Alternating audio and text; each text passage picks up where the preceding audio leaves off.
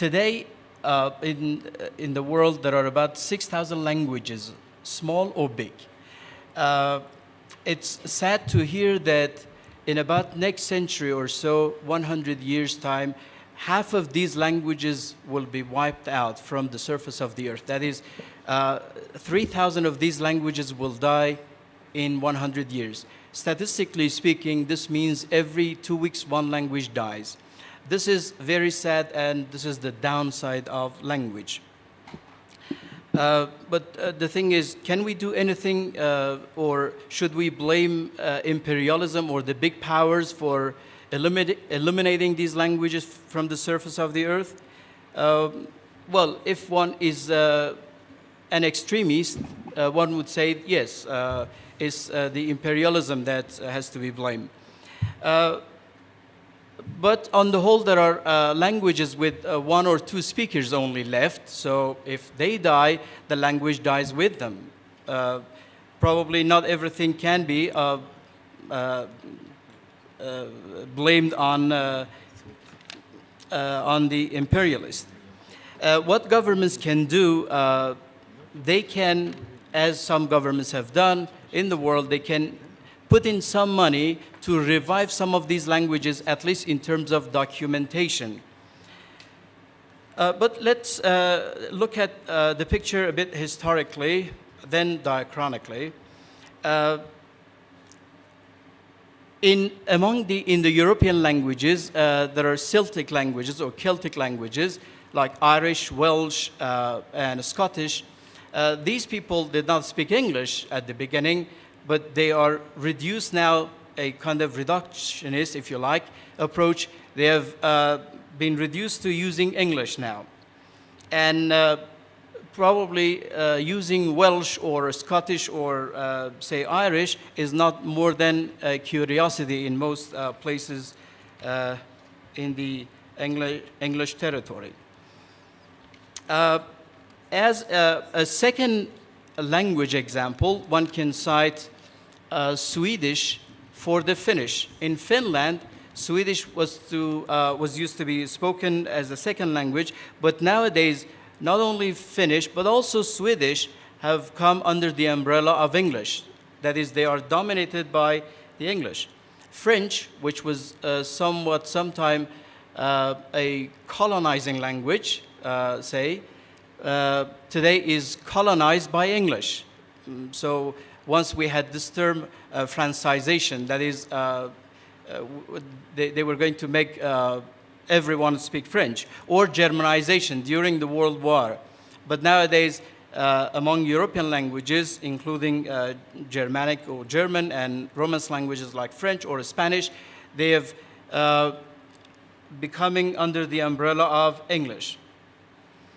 So this is the picture in Europe, and in the rest part of the world is not a better one. I'll go to that a little bit later. But diachronically speaking, the sad thing is that, again, within one's community, one's country, one's society, you also see this discrimination. That is, language as a discriminatory power. Take wealthy people and poor people. The wealthy people send their children to good school, private schools. They get good education, good practices. They become good writers, probably good readers, and the poor ones are deprived of this. So within one community also, there is this linguistic imperialism, which drags us to the definition of linguistic imperialism or language imperialism. I like to quote this from one of the Western linguists, Philipson, who is critical of linguistic imperialism. He says, linguistic imperialism involves the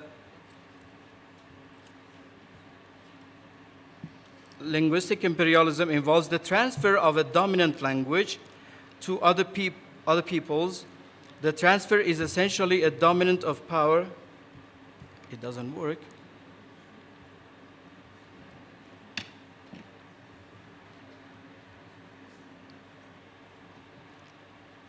I'm sorry, I have to adjust this. Anyway, it involves the transfer of a dominant language to other people. The transfer is essentially a demonstration of power, traditionally military power, but also in modern world, economic power and aspect of dominant culture are usually transferred along with the language. Philipson, a widely quoted scholar in the field, proposes proposes the theory that critiques the historic period spread of English as an international language, and that language continued dominance, particularly in post-colonial settings such as India, Pakistan, and Zimbabwe, Uganda, and many other places. It is also increasing in neo-colonial settings such as continental Europe. The arguments that are put forth by these critiques are that one is intrinsic arguments, which describe the English language as providential, rich, noble, and interesting. Such arguments tend to assert what English is and what other languages are not. Extrinsic arguments point out that English is well established. That is, it has many speakers and that there are trained teachers and a wealth of teaching materials. So this indicates that if you want to choose another international language, you have to start from the scratch and you have to provide all these things. So English is there, everything taken is to granted. Therefore, let's live with English and take it as it is, but maybe we can do something about it to suit our cultures. Functional arguments emphasize the usefulness of English as a gateway to the world because today majority of findings and scientific achievements are done in mostly, let's say, English territories, English-speaking territories. Other arguments for English are the economic utility. It enables people to operate technology, its ideological function, it stands for modernity, and it stands as a symbol for material advance and efficiency. This is what those people claim to say, we have to keep English. Now, the question is, do we need any international language? If yes, we have to keep in mind that acquiring English is today at least something difficult to avoid. And it is impossible to learn a foreign language without being influenced ideologically, politically, culturally, etc. So when you learn a language, this is the basic tenet of language learning, that like it or not, you learn part of that culture. But can you avoid it? We will see. If you learn a language and you are influenced so much by the culture, then a global culture will emerge wherein cultural artifacts are being created, say in this situation, in today's situation, English language by non-native speakers. When a practitioner explains to a student that one variety of language is superior to others, say, take our Persian case, if you teach to your students that there is a standard Persian, there are other minor languages, or with 5 minutes left, so I have to rush to. Okay, we are if you talk about other languages being of minor value, then you are marginalizing those languages, and you are making an imperialistic view yourself as a teacher. I have to skip so many other things, but this is important. The situation is not true with English. In other parts of the world, you have a similar situation in Far East, in Africa, in South America. There are regional languages that are being replaced by bigger and dominant languages. Tibetan and minority Chinese dialect by Mandarin Chinese, Quechua by Spanish. In Spain, there are so many languages, and Spanish is dominating. So it's not only particular to Anglo-American culture, it's all over the world.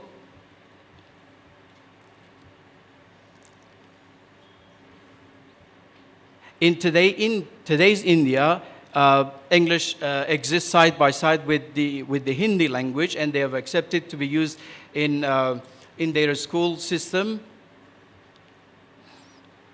The critique is that Alan Davis, on one side, argues that Philipson's claims are not falsifiable. What if the dominated wanted to adopt English and continue to want to keep it? That is, we accepted it. We wanted to continue with that. So you cannot blame the language or the owners of the language. As today you can see, they give this example. If you want to make demonstration in Italy, in other parts of the world, you have to raise a flag wherein the symbols are written in English to show that you're doing something against the government. Those who support the argument favoring the reality of linguistic imperialism claim that arguments against it are often advanced by monolingual native speakers of English who may seek the current status of English as a fact worthy of celebration. Some who reject the concept of linguistic imperialism argue that global spread of English is better understood in the framework of approbation. That is, English is used around the world for local purposes. In addition to the example of Nigeria, which I missed it, other examples can be given. Due to short of time, I have to skip this one. And come to solution. Now, is there a solution?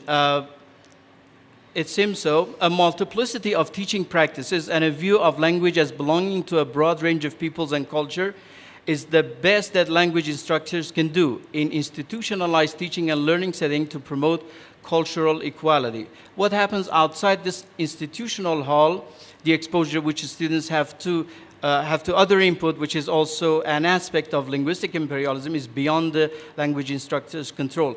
Say today, almost everyone is exposed to satellites, and almost everywhere people listen and watch TV programs in English, and they are developing English. At the same time, they are absorbing some of the culture.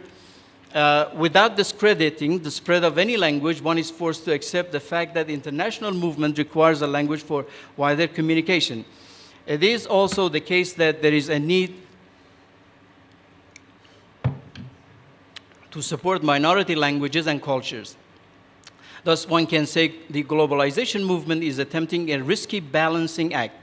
While on the one hand, there is a call for a language of wider communication, we have, on the other hand, a sincere desire to preserve cultural diversity. These two movements, which are contradictory, are bound to result in conflict and irresolution.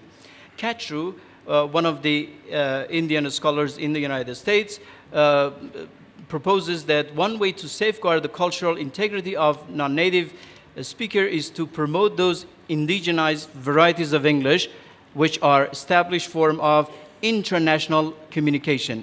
So this means that we have accepted English as the dominant language, so let's embrace it, but at the same time tame it in order to suit our culture. Another remedy would be the promotion of a multitude of international tongues. This can be put into question whether that is a possibility, and dilute the impact with which Anglo-American forces have on the non-native speakers' cultural and linguistic integrity. Of course, there have been governments around the world, like in New Zealand, for instance, there are Maori people which have been given the chance to open up their schools, and even you can have education in Maori at university level. In Australia, for instance, there have been among democratic countries, they have been more democratic in language. They have given the chance to second language speakers to open up their schools, and knowing another language apart from English can be a credit to entrance to the university.